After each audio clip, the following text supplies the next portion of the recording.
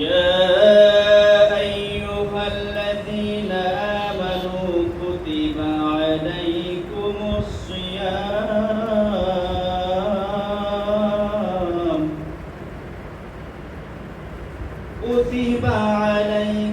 الصيام كما كتب على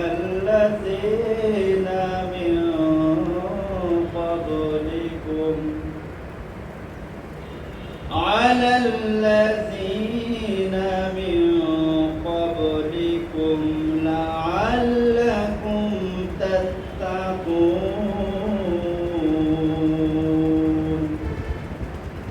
صدق الله العظيم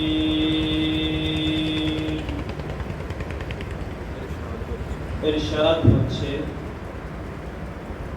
হে বিশ্বাস স্থাপনকারীগণ,